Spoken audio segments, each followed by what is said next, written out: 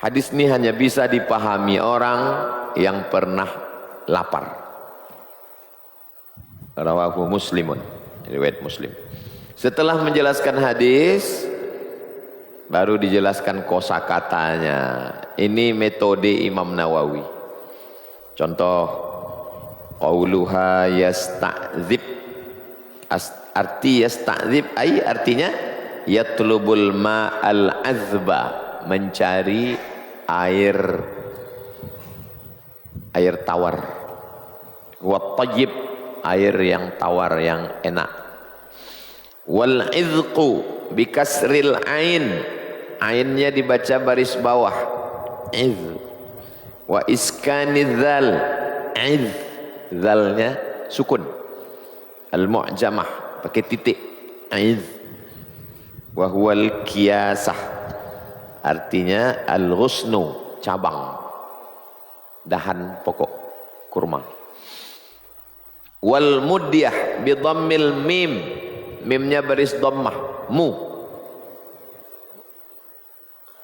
Wa kasriha, bisa juga dibaca mi, bisa mudyah, bisa midyah. Wahia sikin, sikin, pisau. Wal halub, halub dari kata halib, zatul laban, kambing yang ada susu, namanya halub. Wassu'al an hadzal na'im, kamu akan disoal, kamu nanti akan ditanya tentang nikmat ini. Maksudnya pertanyaannya ta'didin ni'am. Kamu udah dikasih nikmat makan, udah dikasih nikmat sehat, udah dikasih nikmat kaya. Itu maksudnya, menghitung-hitung nikmat. La su'alu taubih, bukan pertanyaan yang taubih, teguran. Wa ta'zib, bukan pertanyaan azab. Jadi kalau kita kenyang, itu nanti akan ditanya, tapi bukan pertanyaan yang sifatnya azab, bukan.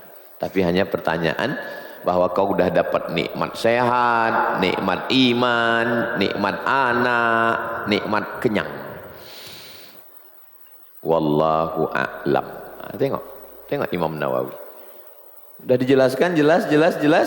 Ujungnya wallahu a'lam. Apa maksudnya? Tak boleh kita mengatakan inilah yang paling benar. Enggak. Ini adab. Kalau udah ditanya orang kita jawab, di ujung kita katakan wallahu a'lam. Allah yang lebih tahu makna hadis ini. Wa hadzal ansari, nama orang Ansor yang didatangi Nabi itu namanya Abul Haytham bin Tayyihan. Namanya Abul Haytham bin At-Tayyihan. Kadza jaa mubayyinan, begitu dijelaskan dalam riwayat Imam Tirmizi. Nama kitabnya Sunan Tirmizi dan lain-lain. Habis satu hadis. Kita lanjutkan hadis ke-498. Wa an Khalid bin Umar al-Adawi, dari Khalid bin Umar al-Adawi, qala, dia berkata, khatabana Utbah bin Ghazwan, sahabat Nabi namanya Utbah bin Ghazwan pernah berkhutbah. Wa kana amiran alal Basrah, dia adalah gubernur Basrah, Irak. Ada satu daerah namanya Basrah, dia gubernur di Basrah, bukan Kuansing. Rupanya yang membawa Islam ke Riau ini dulu itu ulama langsung dari Arab. Itu maka kalau diurut dari sini terus ke sana tuh nama-nama kampung orang itu dulu. Dari sini Kuntu itu bahasa Arab. Habis Kuntu Batu Rizal, Batu Rijal tu Baitu Rijal. Tengok rumah orang banyak. Baitu artinya rumah, Rijal orang. Oh, banyak rumah orang. Baitu Rijal. Kenapa ayah nyebut Baitu Rijal? Batu Rijal. Basrah, Kufah. Kufah kampung Imam Hanafi, Kufah.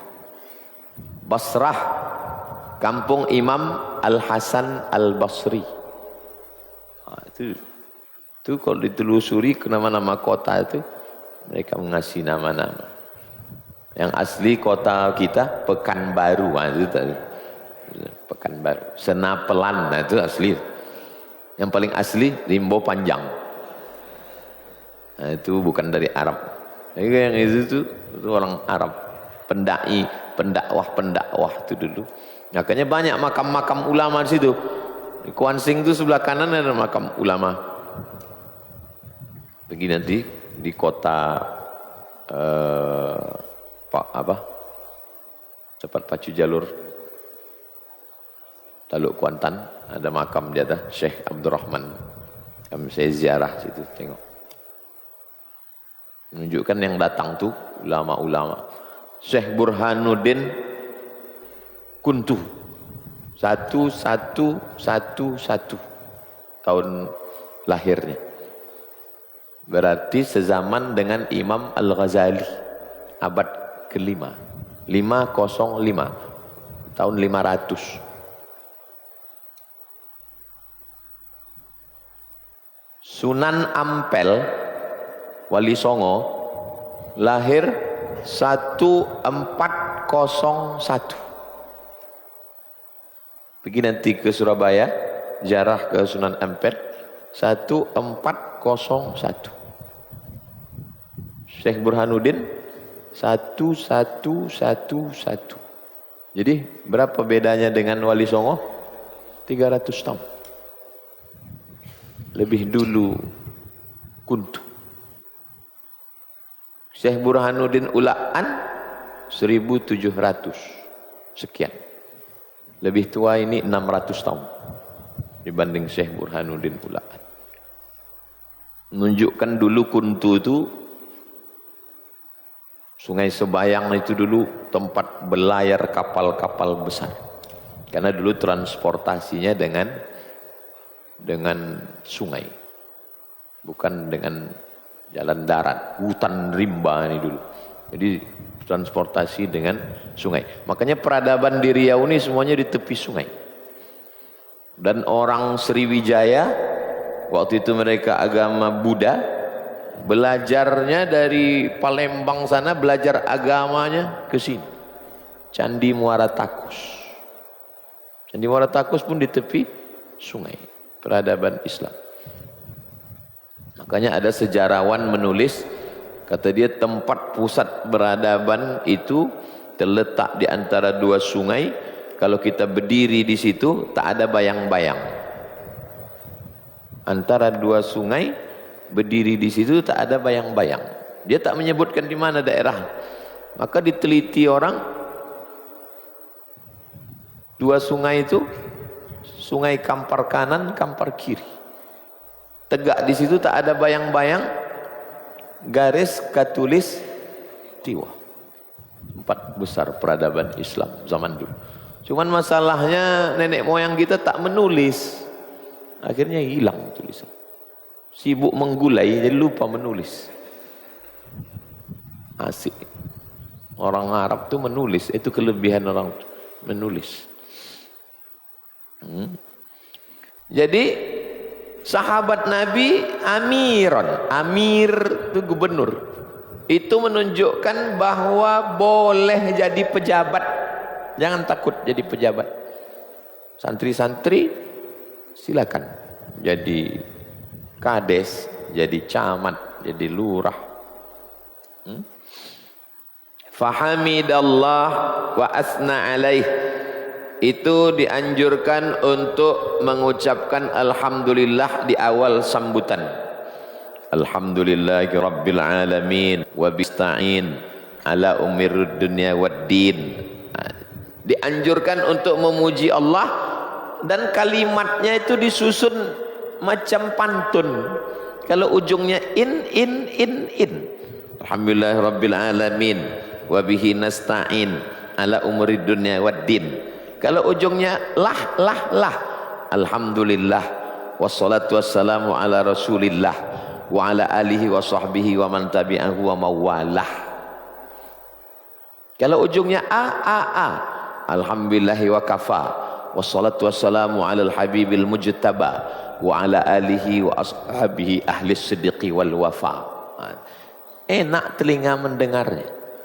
Kadang ada orang ngasih kata sambutan, Alhamdulillah rabbil alamin wassalatu wassalamu ala sayyidina Muhammad. Awak pun yang udah berpantun-pantun tak cocok, tak sinkron dia, tak matching. Setelah memuji Allah, amma ba'du. Sunnah dalam ceramah itu mengucapkan amma ba'du. Amma ba'du artinya Alhamdulillah rabbil alamin wassalatu wassalamu ala. Pertama marilah kita memuji Allah, yang kedua marilah kita berselawat kepada Nabi. Amma ba'du. Amma ba'du artinya adapun setelah itu. Amma adapun, ba'du setelah itu. Ada jamaah di Malaysia, saya tak ingat namanya. Setiap jumpa saya panggil Pak Cik Amma Ba'du.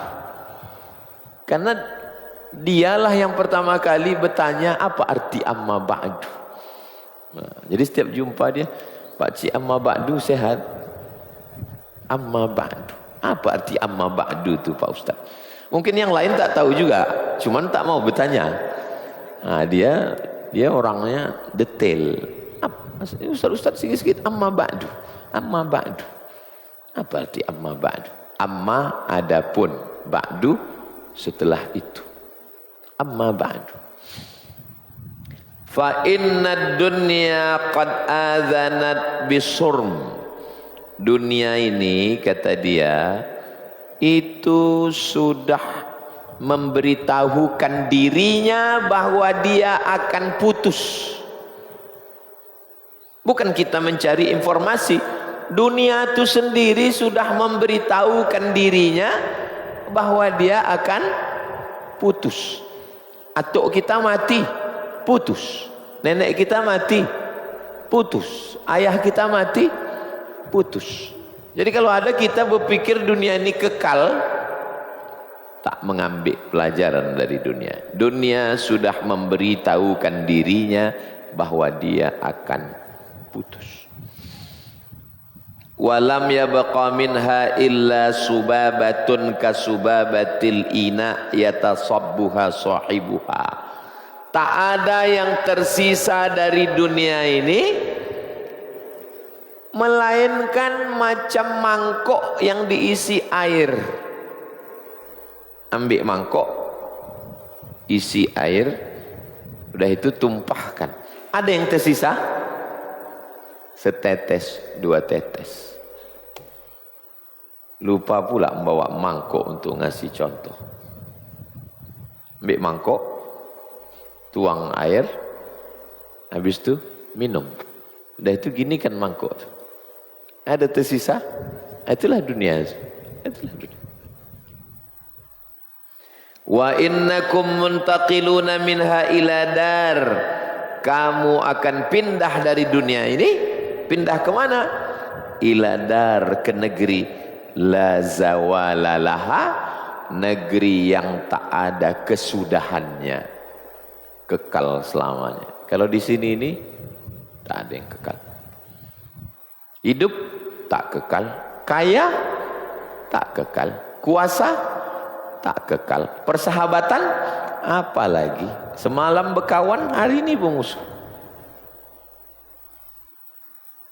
Tak kekal.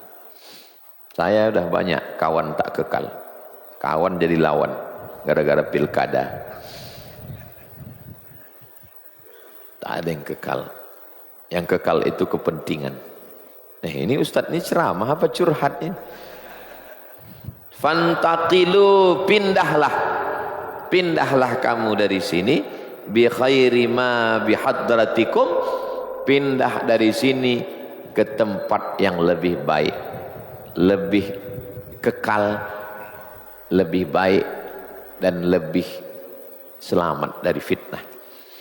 Fa innahu qad dzukira lana annal hajar, ada batu yulqa fi syafiri jahannam, batu dilemparkan di jurang neraka. Kita pergi ke Sumatera Barat, berhenti di samping jurang yang tajam, lemparkan batu untuk menengok batu itu jatuh ke bawah. Berhenti di jembatan jembatan simpang ke kiri Rantau Berangin. Kan banyak anak-anak muda berhenti bawa motor melemparkan batu ke bawah. Berapa lama batu itu baru jatuh? Ambil batu, lemparkan ke jurang neraka jahanam, fayahwi, batu itu jatuh ke bawah. Berapa lama batu itu baru sampai ke bawah? Sab'ina aman, 70 tahun. Melayang batu itu 70 tahun.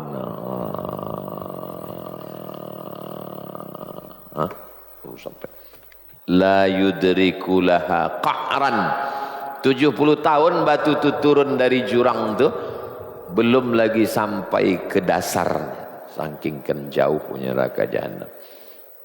Terus wallahi demi Allah, latumla anna, jurang neraka itu nanti penuh isinya manusia.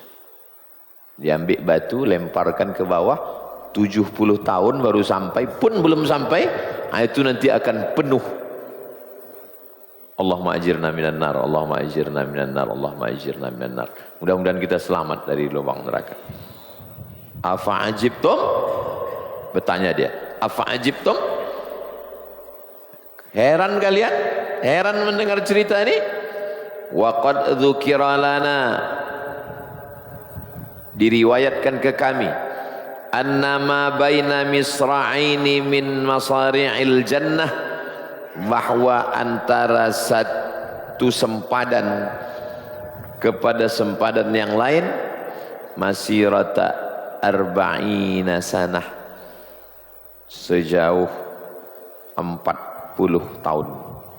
Wala ya'tiyanna 'alaiha yaumun, akan datang suatu hari, wa huwa kazizun minaz ziham, hari itu kaziz, penuh, ziham, padat, macet, manusia berkumpul penuh, padat, macet, rapat, tak bergerak, saking kan bus sesak-sesak.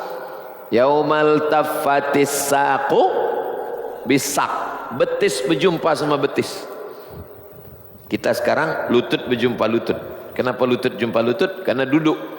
Nanti di sana tak duduk.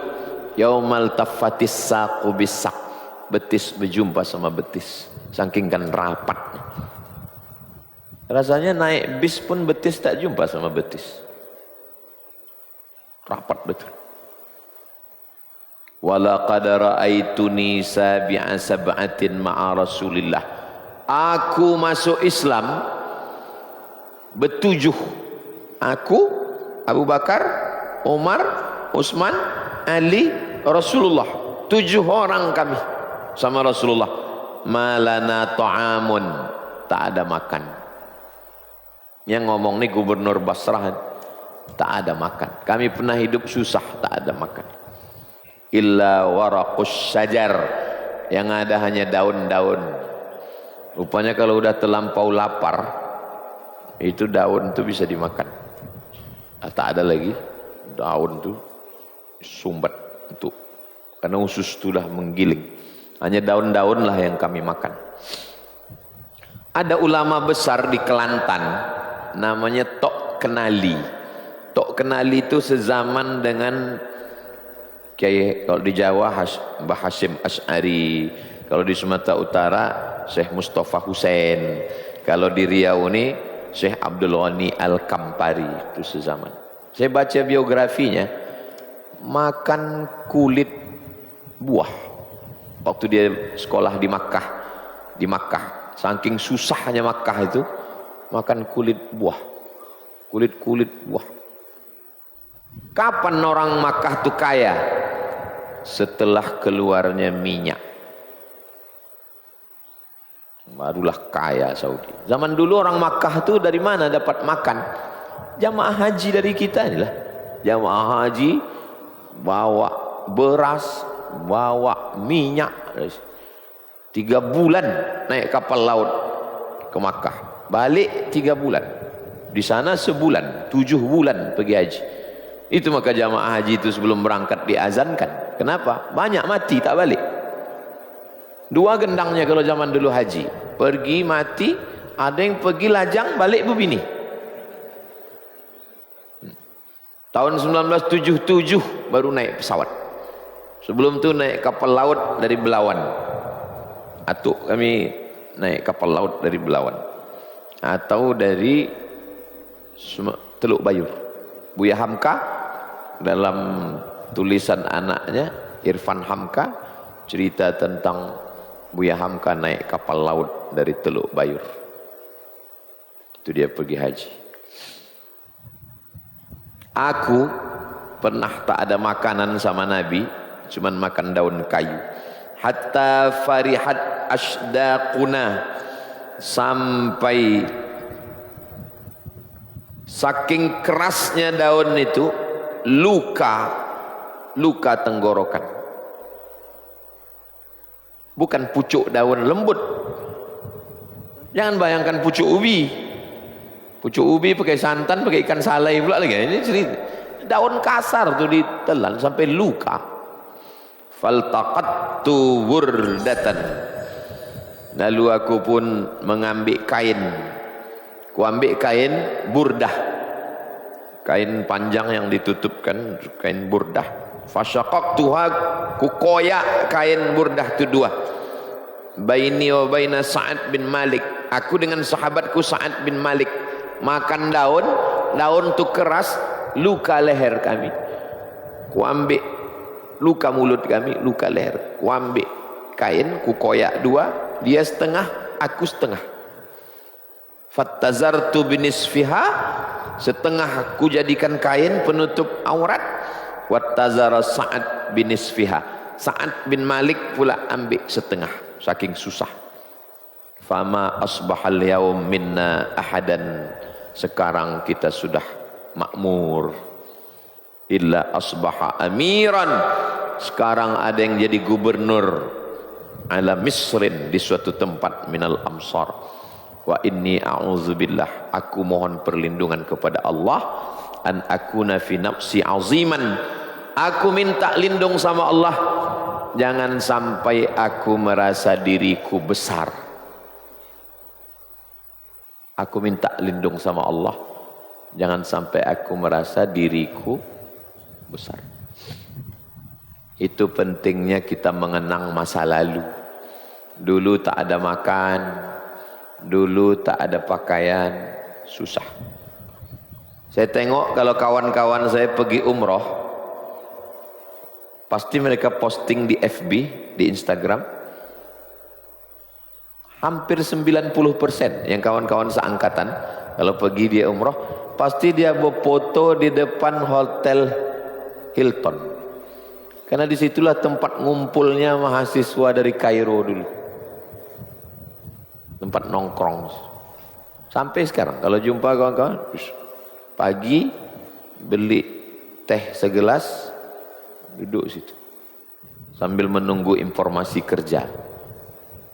Menengok kawan dapat kerja, dadah kata dia, dapat kerja. Kawan udah dapat, awak masih itu minum. Sejam balik lagi. Tadi kau dapat kerja? Tak sanggup mat. Kenapa? Begitu sampai situ dikasih helm. Kenapa pakai helm? Mengupas bawang. Biar tak berair biji mata itu kasih helm. Bukan pakai kacamata, pakai helm mengupas bawang. Ada ustadznya di sini. Tak boleh sebut nama. Nanti kok jumpa sama dia, ustadz yang dulu di Makkah ngupas bawang pakai helm. Nanti saya kasih tahu namanya empat mata. Jadi kalau perjalanan itu tidak merubah hati kita, tak usah berjalan. Kita kalau berjalan itu mesti perjalanan itu merubah hati kita. Karena menengok tempat itu yang pernah jadi kenangan kita dulu. Ini aku berlindung pada Allah, jangan sampai hatiku ini sombong. Jadi waktu sedang minum, bisa minuman itu 2 jam, tak sikit-sikit minum. Serial. Jadi waktu sedang minum itu nampak saya lah Ustadz Kabir keluar dari hotel menghadap ke Masjidil Haram. Masukkannya tangannya dalam kantong, dia menengok. Awak menengok Ustadz. Datanglah saya mendekati dia. Assalamualaikum Ustadz. Haram ditengok ya muka awak. Sejak itulah kenapa saya kalau jumpa jamaah itu saya salam. Kenapa? Sakit kali hati saya waktu lihat. Tim ini kalau dia tak ngerti, tim ini kalau dia tak ngerti bingung nengok saya. Kenapa semua Ustaz salami? Kami susah Ustaz salam. Enggak, saya salam. Karena aku dulu pernah digitukan, sakit hatiku. Haram ditengok. Ini masuk kantong ini. Nengok Masjidil Haram. Awak datang. Apa kabar Ustaz? Awak tu mau tu apa-apa lah. Kata. Celaka Ustaz.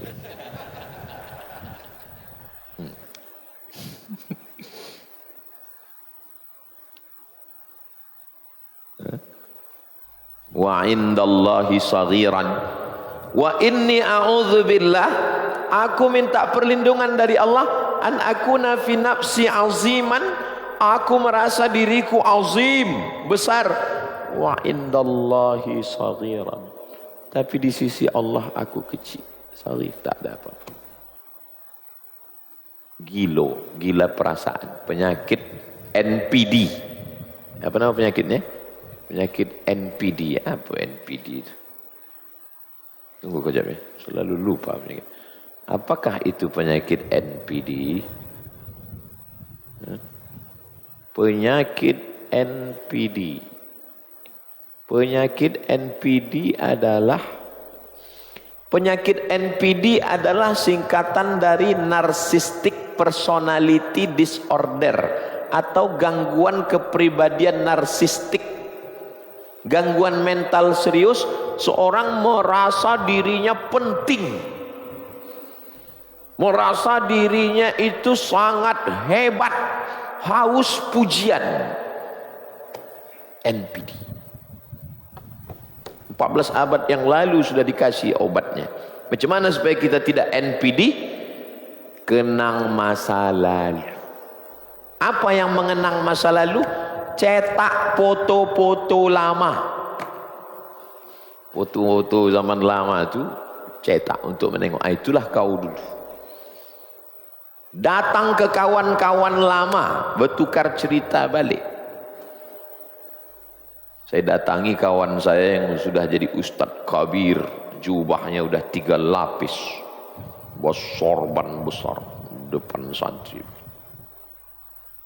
Datang saya ke situ, ceritalah saya. Ingat dulu waktu awak di Makkah. Tuh. Waktu awak beli nasi, habis itu dia agih dek jamaah dari kampung Randang. Tumpahkan randang di nasi itu, tak ciri merpati dari hati. Kiki gitu. Beginilah Ustaz kata. Modal kita kan cuma nasi 2 rial. Nasi 2 rial tuh dibuka ke plastik depan Masjidil Haram. Lauk tak ada. Datanglah jamaah dari Sumatera Barat ngasih rendang. Dibuka rendang tuh, pas dibuka tak ciri merpati dari hati. Tak bisa lagi bedakan rendang mana ciri. Dek awak lapar. Ada Ustaz nih. Itu mesti diingat itu. Saya sampai hari ini kalau pergi umrah sendiri saya berjalan. Ustazah saya tinggalkan, tim saya tinggal, pergi beli teh segelas, menelusuri tempat-tempat dulu. Tempat-tempat untuk mengingatkan. Karena kalau tidak, ini a'udzubillahi an akuna fi nafsi aziman, aku merasa besar, wa indallahi lupa. Bahasa kitanya lupa diri, bahasa orang lautnya lupa daratan. Mudah-mudahan kita tak lupa diri, insyaallah. Amin. Rawahu Muslimun. Hadis ini diriwayatkan Imam Muslim. Penjelasan. Qauluhu adzanat bimaddil amzah. Cara membacanya hamzahnya pakai mad. Adzanat. Artinya dunia sudah memberitahukan dirinya. Wa qauluhu bisurmin. Artinya bidhammis sad. Sadnya dibaca sur. Artinya binqita'iha wa fanaiha. Dunia ini putus, hancur, binasa. Wa qauluhu wallad hadza'a biha muhmalah maftuhah, dibaca ha dhammi dzal thumma dzal mu'jamah musyaddadah hadza thumma alif mamdudah hadza. Artinya sari'ah, cepat. Dunia ini cepat berlalu. Wasubabah, subabah dibaca pakai sad, subabah artinya al-baqiyah al-yasirah, sisa air di mangkuk, itu namanya subabah. Wa qauluhu yatasabbuha, tasdid ba, yatasabbuha, itu artinya yajma'uha, berkumpul. Wal qaziz, arti qaziz kathir al-mumtali, banyak bergerombol, manusia berkumpul di surga. Wa qauluhu farihat, dibaca dengan huruf qarihat, dibaca dengan huruf qaf kasri ra, qarihat artinya sarat fiha quruh, sampai luka dan bekudis. Luka mulut, saking kerasnya daun tadi, luka bekudis. Habis 2 hadis subuh. Rabu depan 499 insyaallah.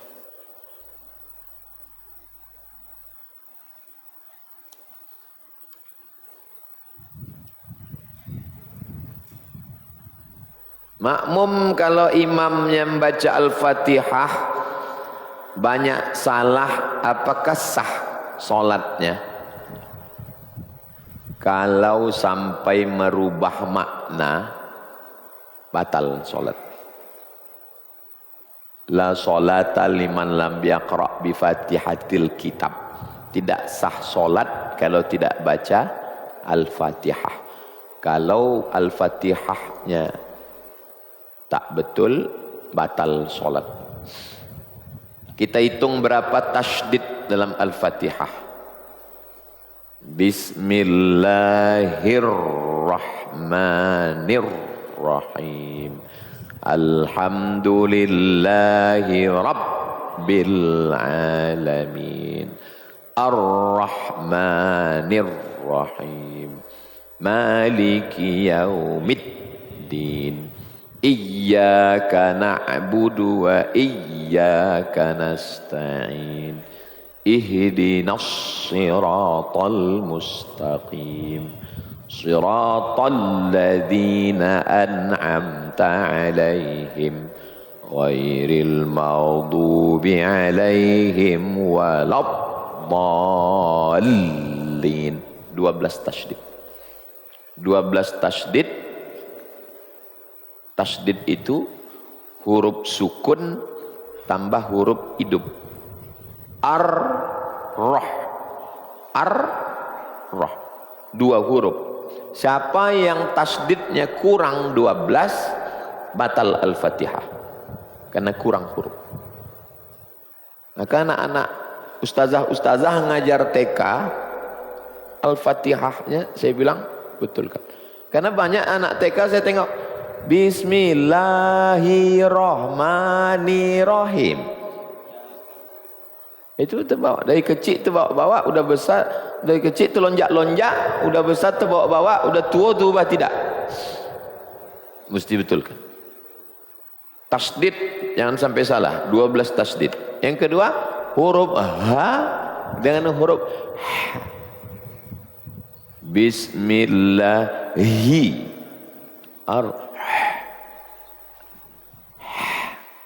tak bergetar dada. Kalau Bismillahi bergetar.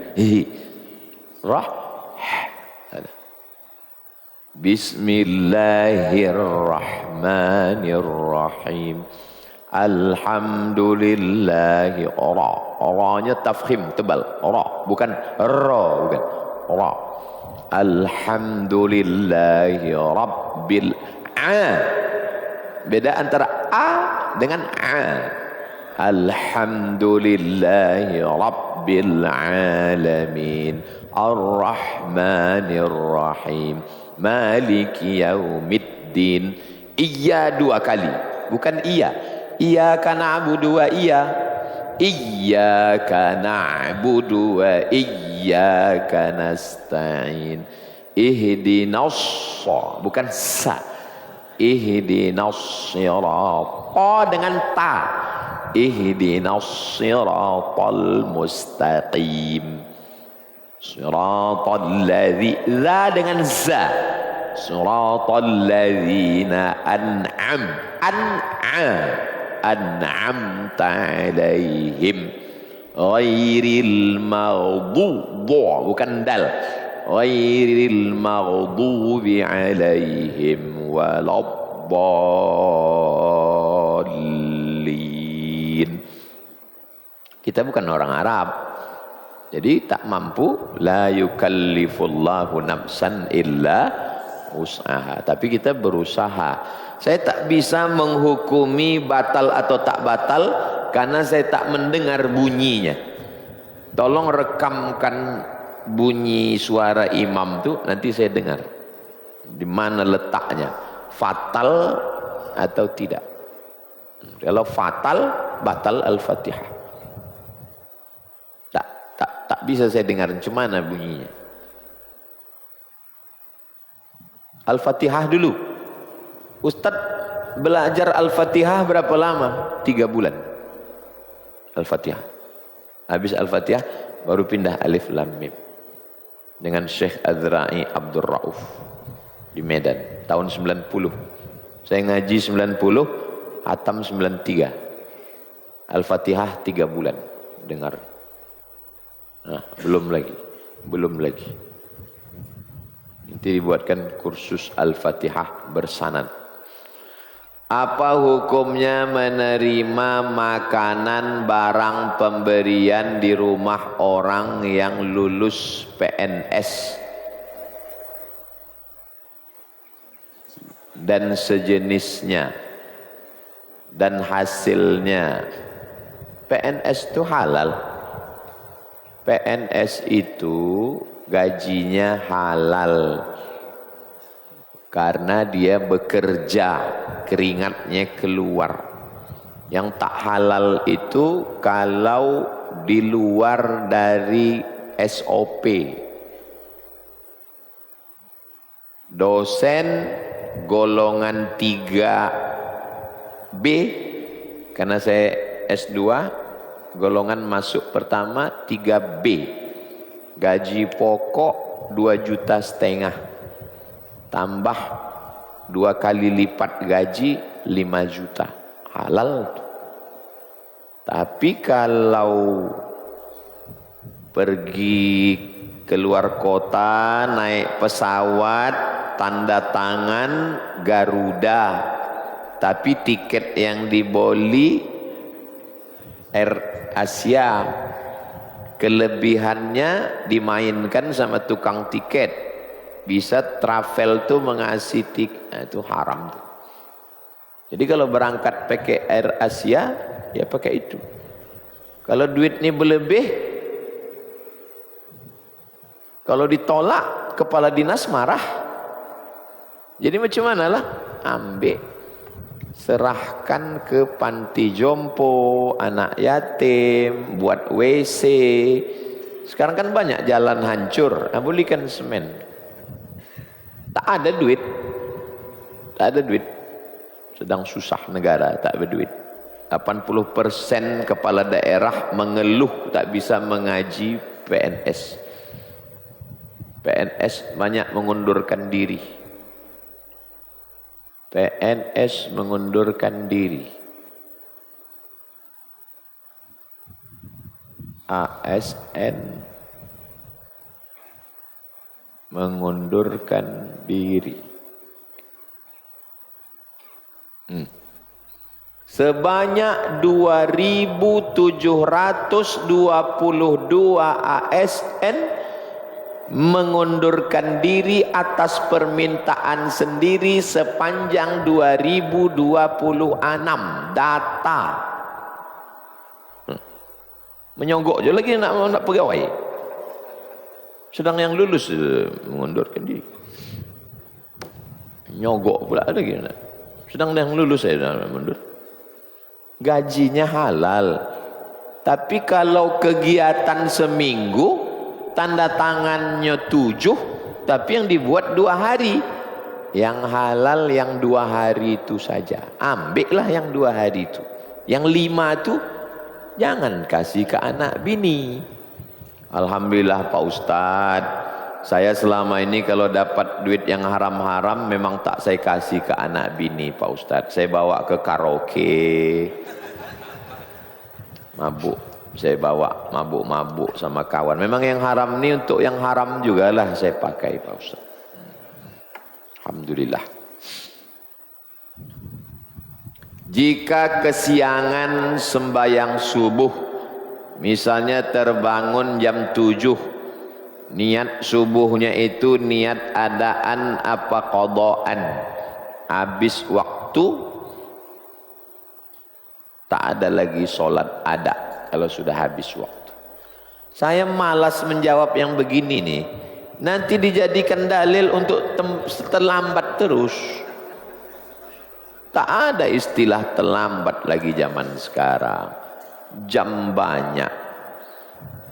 Ini di kamar Ustadz, ini 2 biji jam saya belikan. Pak Wira membeli jam. Pagi belikan jam di Jalan Sudirman 2 biji. Kring, 2 biji. Tak ada istilah terlambat. Jadi untuk ini tak maulah saya jawab. Nanti saya jawab dijadikannya dalil. Kata Ustadz Somad tak apa-apa jam 7 kan. Tak ada istilah terlambat. Orang yang sudah pikun dapat memutuskan sholat berjamaah walaupun dia dalam keadaan berwudu dan dia masih mengikuti gerakan imam, walau dia selalu menoleh ke kiri ke kanan. Ada orang pikun umur 80-90, datang dia ke masjid, kemudian duduk dia. Pas sedang sembahyang tuh putus ingatannya. Allahu Akbar kabira. Tiba-tiba hilang dia.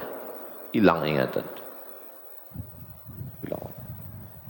Sembayangnya batal. Karena syarat sah sembayang muslim baligh berakal. Dia akalnya tak ada. Tak wajib sembayang. Putus. Maka solat dia batal. Nah, pertanyaannya, apakah yang di sebelahnya itu lalu batal pula iqtidak dia ke imam? Tidak.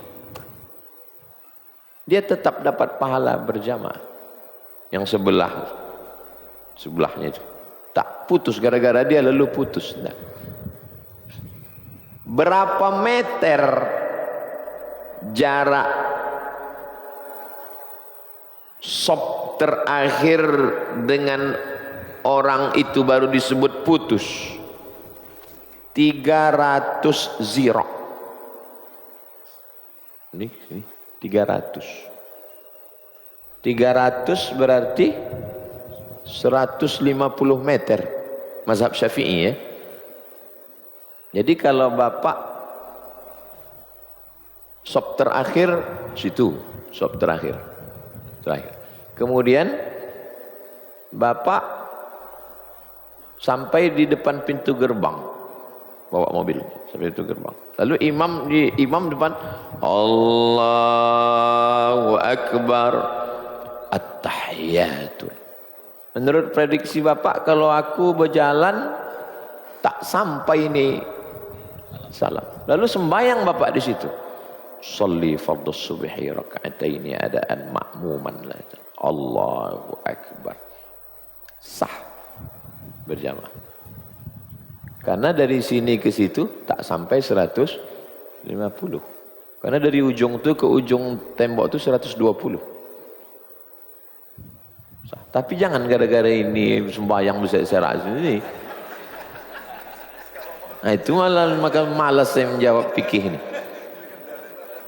Ya, Rabu muka berseret-seret. Ditanya, kenapa kau sini? 300 zira. Baru putus. Lalu kenapa kami disuruh rapat? Min tamamis sholah, kesempurnaan sholat. Itu maka belajar fikih ini, orang kalau belajar fikih ini tak kuat adab tiga ini mesti sepaket. Fikih, akidah, akhlak. Karena kalau hanya fikih nanti dia begini-gini dia. Sembahyang orang situ, sembahyang di sini. Kau sembahyang? Aku 300 zero.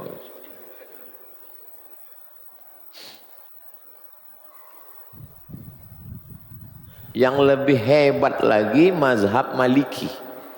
Mazhab Maliki tidak perlu 300 zira. Selama terdengar suara sah. Nah. Bapak perumahan tuh belakang TK.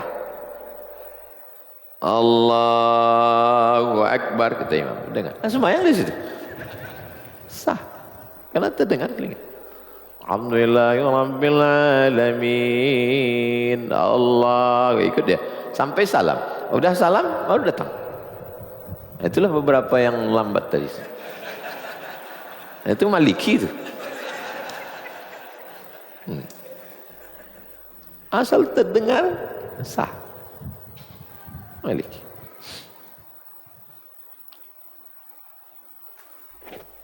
Maliki ini sampai pakai radio pun sah. Saya bacakan kitabnya. Tapi jangan dipotong-potong video ini nanti.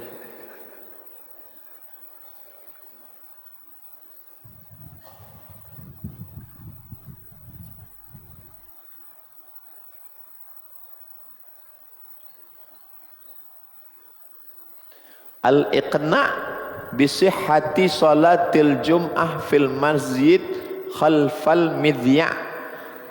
Sah sembahyang di belakang radio. Penulisnya Syekh Ahmad bin Siddiq Al-Ghumari. Nama kitabnya Al-Iqna' bisihhati salatil jum'ah khalfal midya'. Berikut ini siaran langsung salat Jumat dari Masjid An-Nur